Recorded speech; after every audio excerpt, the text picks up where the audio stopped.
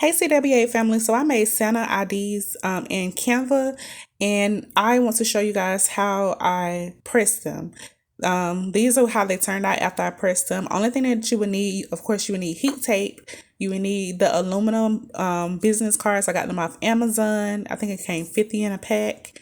I'll link it below.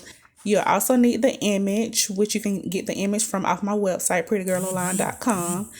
Only thing you do is just put your parchment paper down. You're going to lay the image down and then put the aluminum business cards on top of each design and put heat tape on them so that way they'll stay in place because you don't want to get ghosting.